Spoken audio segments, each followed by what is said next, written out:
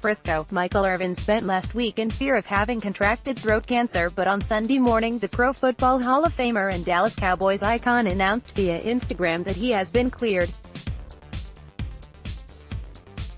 "Thank you God for continuing to answer prayers and thank you all for praying," he wrote. "I spoke with Dr. Street John at UCLA Medical and she has informed me that all tests have come back 100% clean. No cancer. It is impossible to express my family and my appreciation for the overwhelming outpour of love, support and prayers. I was on my threshing floor dealing with the stronghold of fear." At Michael Irvin 88 alert, tests have come back clean, reports. No cancer, pic.twitter.com/@BGVP6SNL, Mike Fisher, @FishSports, March 31, 2019 I put on social media Irvin's announcement, happy for him, of course, and happy to present his explanation and his celebration in his way. There was maybe just one off-putting response to the great news, that from a lifelong Cowboys fan who objected to the picture that accompanied by tweet and doubting that divine intervention had anything to do with Irvin's diagnosis. I try to be open-minded about people who are close-minded, as ironic as that might seem. I don't think every Cowboys fan has to agree with anything that Michael stands for. They can be interested in the background, as Irvin, 53, had said he experienced some throat issues following the Cowboys' victory over the New Orleans Saints in late November.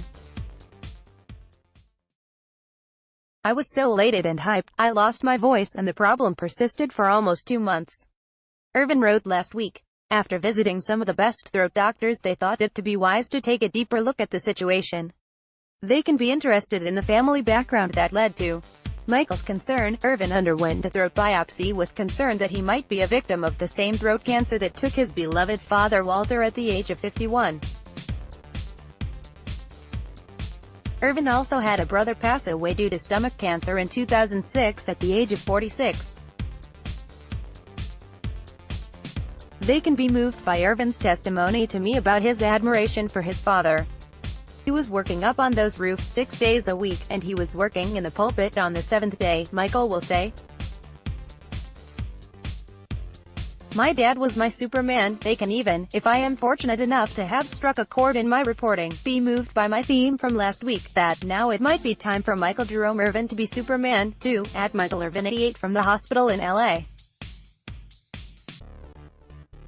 https://t.co/I'm7zpnofrf, Mike Fisher, @FishSports, March 27, 2019 But I do not know that we should be arguing against what a person believes in when that person is the centerpiece of his own story.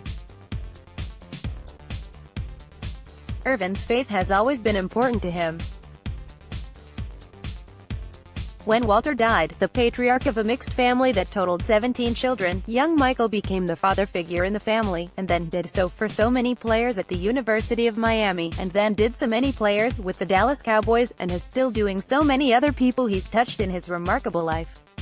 That doesn't mean Michael, among the best players on the field in Dallas' trio of Super Bowl wins in the 1990s, is without flaw, or without sin, as the deeply religious Irvin would himself concede. The sin is part of the faith. And so, the prayers are part of the faith too. So, from that hospital bed in Los Angeles, Irvin requested them.